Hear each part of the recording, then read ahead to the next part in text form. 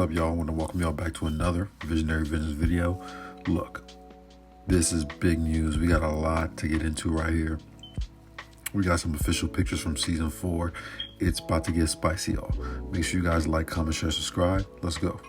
So as you guys can see in this scene, we have Tariq and we have Brayden, and it seems to be a heated conversation, right? It looks like this season's going to pick up right off of where we left off in season 3, right? We know that they escaped death from the Tejadas and Noma. They're on the run. They're in the war now. They're trying to figure out what they're going to do. And this is likely one of the first scenes that we're going to see, come episode 1. We also know that Tariq and Brayden are going to be having issues this season due to Brayden, living a reckless lifestyle. We're going to see, how that kind of manifests and how that affects, Tariq and Brayden's rise to the top. Because, there's really only room for one in this shit, man. You know what I'm saying? And I feel like a lot of people forget that you can't have two at the top. It's only one. And we're going to see who rises to the occasion. And then next up, we see the Tejadas in the aftermath of Monet's shooting. This is so interesting, right? Because you got these three standing next to each other, but two of them are snaky, slimy scoundrels, right? And Cane has no idea who his siblings really are. And I can't wait for him, and especially Monet, to find out what they've done. And, see that Tariq really hasn't been the problem this whole time. It's been these two. It's been these two. So best believe that information is going to come out and it's going to make for an explosive scene. And we also have some new faces right here. We have, I believe, Martha is it Stewart, and she's supposed to be Monet's cousin, right? We know that she's probably going to be coming in to check on her cousin, see what happened, see where she got shot, and kind of, get down to the bottom of things, which makes, Diana and Drew's situation even worse, because everyone's going to want to know who set this up, who killed them, who shot at Monet, you know what I mean? And it's going to create so many dramatic scenes. I'm telling you, this is going to be a revenge filled season, and that's kind of the theme of this season. Last season's theme was betrayal. This season's theme is revenge. So you can best believe we're gonna get a lot of that. Ooh, and next up we got Obi and Noma. Got Obi pointing the strap at someone. Who could it be? Who knows? We'll find out. This is a very interesting storyline as well, because we know that Obi helped Tariq essentially escape death at the end of season 3 in the finale, right? So we know that he likely is going to continue to have a relationship with Tariq, and he could be a key point in Tariq taking down and having leverage over Noma.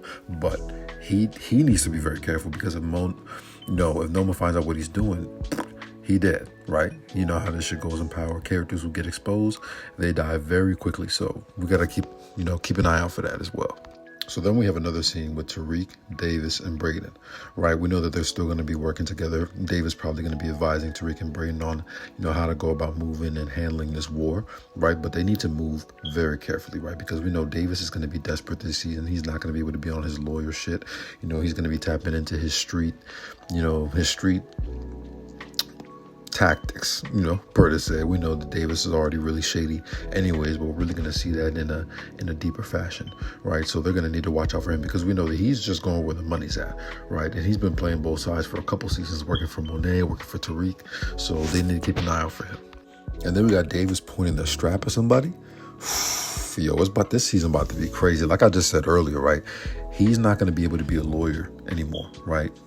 Because he has some charges that are apparently going to be filed against him because of the death of Saxe and, the whole fallout with his brother killing himself. Y'all remember season 3 was crazy, right? So he's going to be on one. He's going to be in survival mode, and he's someone who could definitely get taken out. So remember this.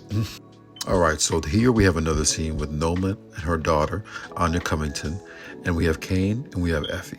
Right, and they seem to be, watching Anya and Noma's conversation. Look, this is probably the most, if not one of the most important storylines of this next season, because we know that Tariq and Brayden are going to be targeting Anya Covington, right? And we know that Effie is the one who kind of discovered Anya and told Tariq about it. So we know that multiple people are likely going to be targeting Anya Covington, and Noma is very exposed, and she also has to be careful, and Kane's probably still going to be trying to get at Effie for whatever reason, even though she's made it clear she don't want him. But you know how men can be, right? So you're definitely going to see that storyline unfold.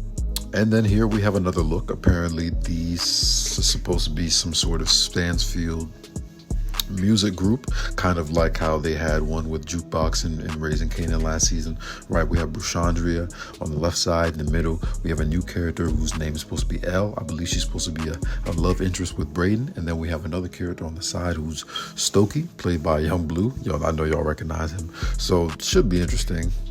Will they make good music? Who knows? We'll see.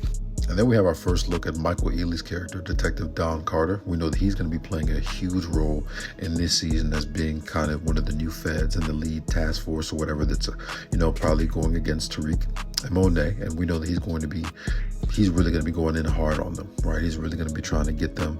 And, Power, the feds always try to get these two. They always they've been trying to get the St. Patrick family, Ghost, Tommy, everyone.